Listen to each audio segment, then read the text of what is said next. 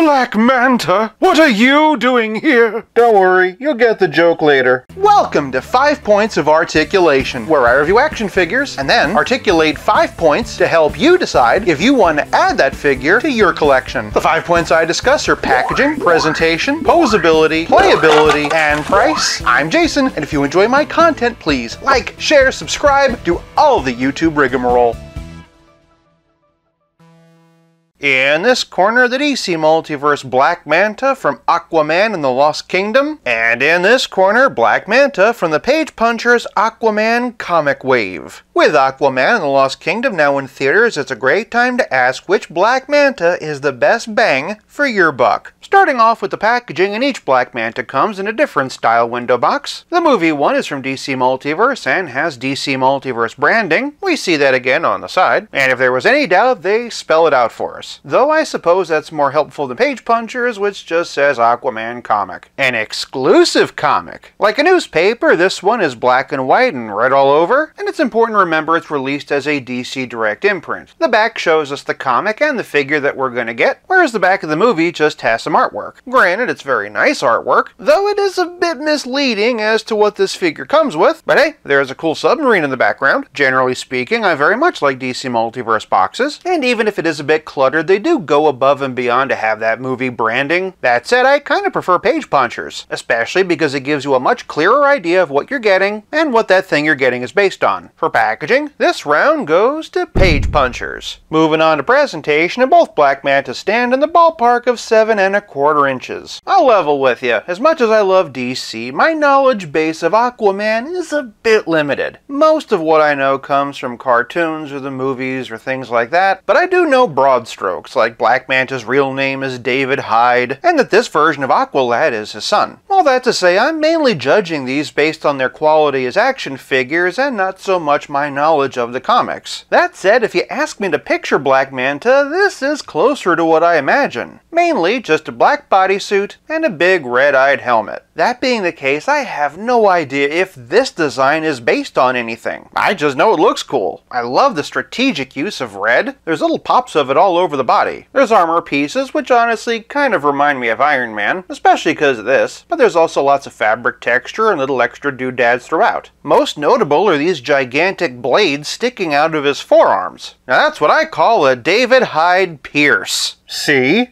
I told you. One thing you might not notice without a thorough examination is that there is actually reuse in this figure. The hands. They're actually the same as Three Jokers Batman. Flipping him around, there isn't as much to see from the back. Naturally, the tubes go into his backpack, and he has some jets for boosting him around, and some back-of-the-calf fins to make him more aerodynamic. Switching back over to the movie version, and its strength is its simplicity. Yes, it's mostly just a black bodysuit, but there is some nice leather texturing. There's also a bit of blue to bring out the detail. Unfortunately, that blue just kind of stops, and in combination with the seam line, looks particularly diapery. Flipping him around in his backpack is a lot more ornate. I like all the detail on the hoses. The silver really stands out, and so does the red. Speaking of red, my favorite part of this figure is the helmet, most especially the eyes. They've been cast in a translucent red plastic, and I've actually seen people put lights underneath. What I particularly appreciate about this helmet is that it does actually look big enough for a human head to fit inside of it. As cool looking as this figure is, we definitely cannot say the same thing. Seriously, there's only room in there for a jaw and a nose. As I've said before though, this is a recurring problem with that character. Because my display is mostly comic, and this looks more like the comic, I'll be putting the movie version on my shelf. But in terms of sculpted and painted detail, as well as creativity, for presentation, this round goes to Page Punchers. Moving on to posability, and both Mantas have all the same joints, but which one has the better range? From the top, and both heads are on dumbbell joints, but the movie version has a lot more space underneath. Even so, because it's slimmer, Page Punchers can look up a little bit higher, and also a bit lower. Both get really good tilt though, and they can both look side to side, but they can't look all the way around because of the hose. Hose? Am I right? Moving on down, and despite the shoulder armor, Page Punchers can lift his arm higher. They both have rotator cuffs. Honestly, they're about equivalent. Both Black Mantas have bicep swivel. They also both have double jointed elbows, with Movie having the deeper bend, and they both have McFarlane-style wrist balls that do all the wrist ball things. Moving to the middle, and both Mantas have a diaphragm joint and a dumbbell waist. They can both arch back this far, which is great, but between the two of them, only Page Punchers can hunch forward. They do, however, have pretty equal tilt and twist. Below the waist, and both Black Mantas have McFarlane-style hips.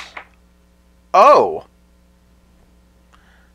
I did not see that coming. It pops back on just fine, but this does highlight an issue with this particular figure. Mainly this thigh pouch. Utilizing the articulation, and it really digs into the diaper. Can't exactly say that looks good. He can at least kick fairly high. Higher than Page Punchers, in fact. And just like an M. Night Shyamalan movie, Page Punchers has a really good twist. And just like other M. Night Shyamalan flicks, the movie version has an okay twist. Moving down the leg, and each one has double jointed knees with deep C bends, toe articulation, and McFarlane ankles that can swivel, hinge, and pivot. Both Black Mantas have very good articulation, but in terms of range, for posability, the edge goes to Page Punchers. Moving on to playability, and both Davids have trading cards hiding in the box. To read the movie one, pause here, and to read Page Punchers, pause here. The opening sentence of both is actually the same. As we've seen throughout the video, the Page Punchers version has these blades coming off of his forearm, but what I neglected to show you is that they pop out. You can see the port for them here. And that's handy because while Page Punchers has a fist, he also has this open hand, perfect for this trident. Or whatever you want to call it. I don't know, maybe a glaive? I don't care, I'm calling it a trident. The blade is particularly menacing, and there's lots of high-tech detail and other textures throughout. I appreciate the effort for the extra red paint. It looks like two different weapons fused together. No trouble getting it in Black Manta's hands, and honestly it does look pretty cool. This brings us to the movie version. Remember on how the box he's holding a trident? Well, he has accessory holding hands, but no trident to hold. If you want the trident, you have to buy a completely different figure. As for whether or not I review this figure, well, let's just see how well the movie does and how much I like the character. I will say he is pretty cool looking. Instead of a trident, he comes with these blast effects. They plug into these jets on his backpack. It's a neat effect, and I'm glad they did it. It pairs well with the included flight stand. Back to Page Punchers, and he has a regular figure stand. He also has this comic. The interior is the same as Aqualad and the other figures in the wave. Heh.